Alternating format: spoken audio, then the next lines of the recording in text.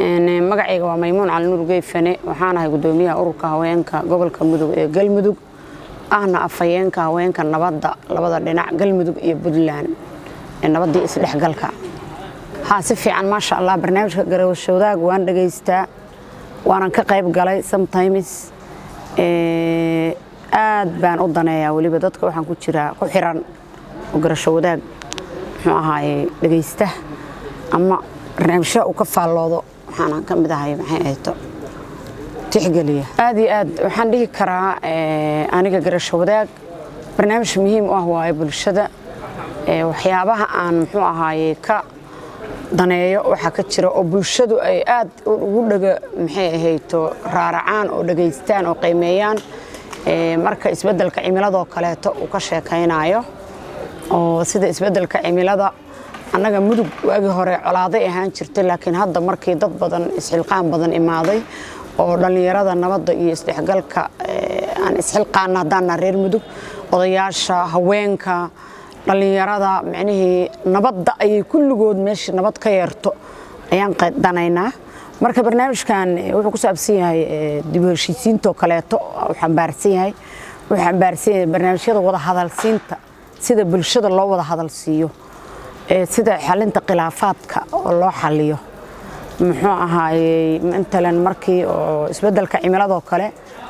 waxay annaga noo leedahay isbedelka cimilada xilliga uu dhaco waxa soo noqnoqda colaado ayaa bilowma colaadahaas oo ku saabsan muxuu ahaayay reemiyigi daaqa ibiye ku dagaalaan xilliyada roobka yimaado kaleeto xilliyada roobka markii uu yimaado meelna abaaray noqotaa oo waa laga haajiraa waa laga guuraa meelna roob ay noqotaa marka waxa isugu taga dadkii ay ka dhaxaysa dirirtu oo dhinacyada dirirtu ka dhaxayso ama colaad soo jireen ha ahaato ama colaad markaas dhacday ha ahaato marka waxa mar walba xilliyada isbedelka cimilada colaadaha ayaa soo noqda markaas muxuu ahaayay marka ay ka sheekaynayso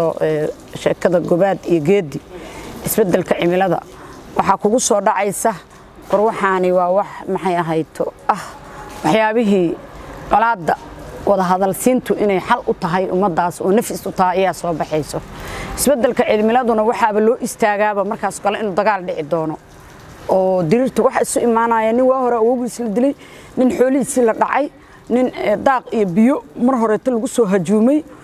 matalan shalay markuu deegaankiisa joogay cudud buu lahaa dadkiisii ku dhex jiray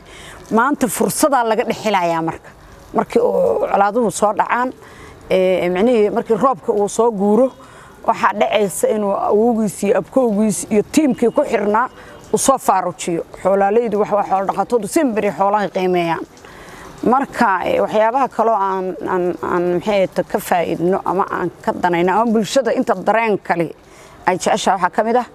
xaalufinta dhirto kale xaalufinta dhirta waxa waaye abaaraha ayada keenta muxuu ahaay nabaad guur ayada keenta cudurrada qaar inta badan iyada keenta marka waxa weeyaan waxyaabo badan ay xambaarsantaa sheekada gobaad iyo geedi waxyaabaha ugu badan oo macnaha weyn xambaarsan waa isbedelka cimilada sidaas darteed ma sha Allah dad badan ayaa ku xiran anu waxaan kamid ah dadka ku xiran dadka ku dhex jiro dadka qayb qaatay dadka daneeyo oo mar walba qodobadaas ka dhex arka meesha inay dan weyn bulshada u hayso sheekada gobaad iyo geedi aad iyo aad anu waxa ma dhiilaaba ka Maymuun ahaan in deegaamada la baro wada hadalsiinta u baahan oo miyiga in la ballaariyo miyiga la geeyo dadka miyiga in la wada hadalsiiyo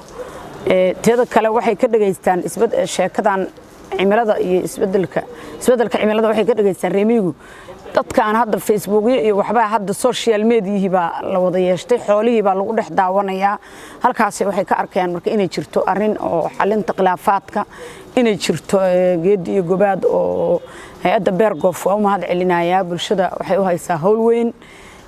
hawshii weyneyd oo dib u heshiisiinta arimo dhabo heshiisiinta markay si balaarisay oo barnaamijyadan ku dartay mass media ama geedi iyo gobaad waxaan dhihi karnaa madaxda Beergof oo mahad celinaya